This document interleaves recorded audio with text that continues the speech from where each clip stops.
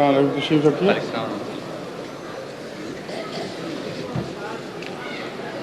तिलावत कुरान करीम हाफिज फजल रब्बी।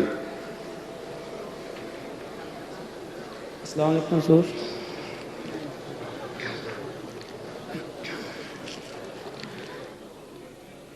أعوذ بالله من الشيطان الرجيم.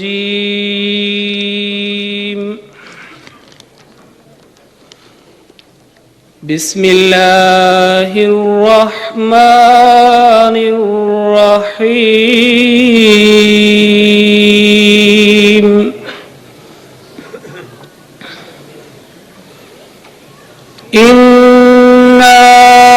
فتحنا لك فتحا مبينا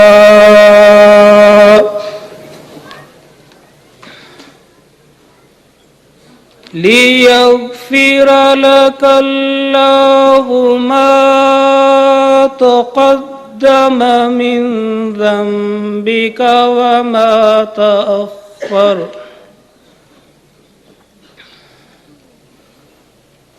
ويتم نعمته عليك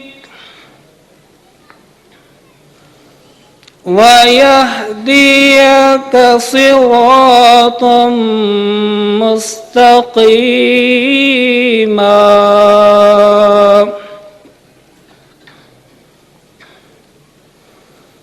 وينصرك الله نصرا عزيزا.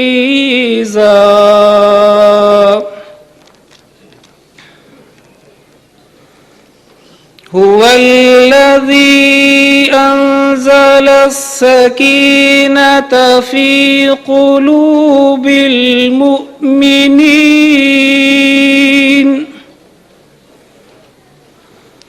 ليزدادوا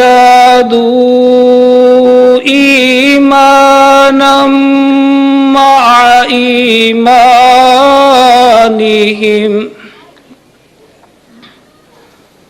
ولله جنود السماوات والأرض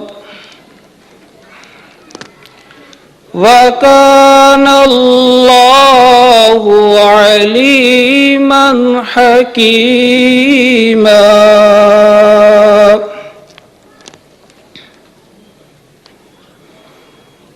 ليدخل المؤمنين والمؤمنات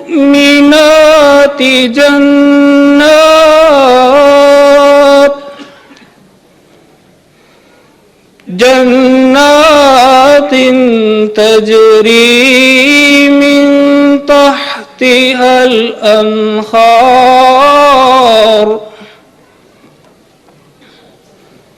خالدين فيها ويكفر عنهم سيئاتهم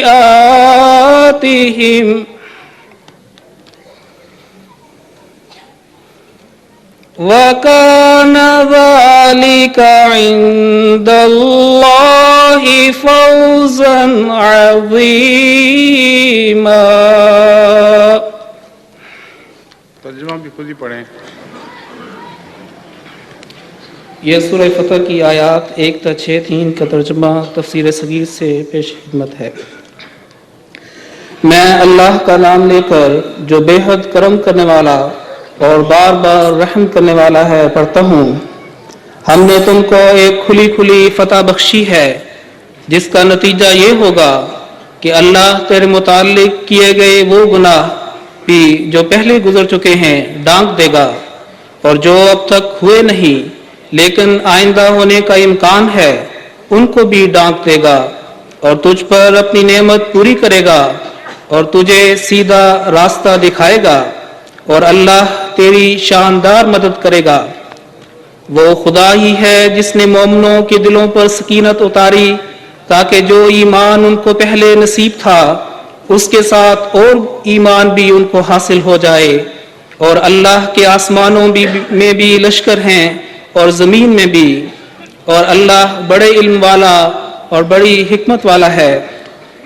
مومنوں کا ایمان بڑھانا اس لیے ہوگا تاکہ وہ اللہ مومن مردوں اور مومن عورتوں کو ایسی جنتوں میں داخل کرے جن کے نیچے نہریں بہتی ہوں گی، وہ ان میں ہمیشہ رہتے چلے جائیں گے، اور تاکہ وہ اللہ ان کے گناہ مٹا دے، اور اللہ کے نزدیک یہی بڑی کامیابی ہے۔ جزاکم اللہ۔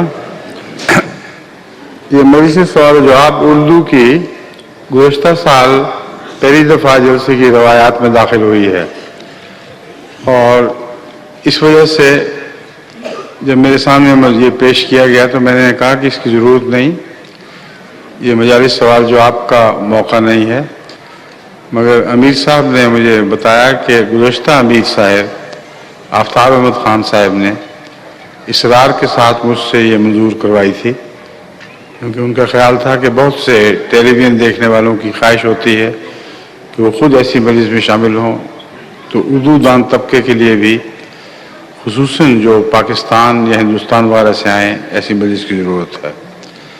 چونکہ مکرم آفتاب احمد خان صاحب کا یہ پہلی دفعہ جلسے کے انتظام میں ایک مجوزہ پروگرام تھا، اس لیے زیادہ تر انہی کے احترام میں میں نے اسے اس دفعہ پھر قبول کر لیا ہے، مگر میں سمجھتا ہوں کہ اسے مستقل جلسے کا حصہ بنانا ضروری نہیں ہے، کیونکہ اکثر لوگ ایسے ہیں جو مختلف ممالک میں مجھ سے ملتے رہتے ہیں، سوال جواب ہوتے رہتے ہیں، پاکستان سے بھی لوگ لکھ کے پوچھ لیتے ہیں، اس موقع کو ہم ملاقاتوں کے لیے یا بعض اور دیگر پروگراموں کے لیے استعمال کر سکتے ہیں۔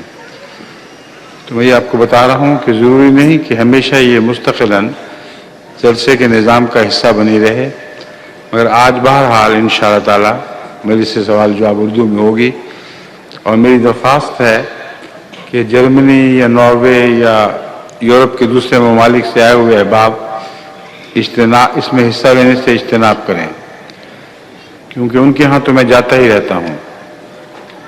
زیادہ تر پاکستان سے آنے والے ایسے دوست جو مستقل میں وہیں رہتے ہیں، ان کو حق دینا چاہیے کہ زیادہ تر وہ سوال کریں، یا پھر بنگلہ دیش کے اردو جاننے والے یا ہندوستان کے اردو جاننے والے وہ بھی اس میں حصہ لے سکتے ہیں۔ اجازت تو عام ہے، آپ سب حصہ لے سکتے ہیں اصولاً، مگر میری درخواست ہے کہ اپنے حق کو چھوڑ کر پاکستانی اور ہندوستانی اور بنگلہ دیشی آنے والے مہمانوں کے لیے اس حق کو استعمال کرنے دیں، ان کو یہ حق استعمال کرنے دیں۔ جزاکم اللہ۔ آپ نے منظم مرتب کر لیے صاحب؟ جی حضور کر لی۔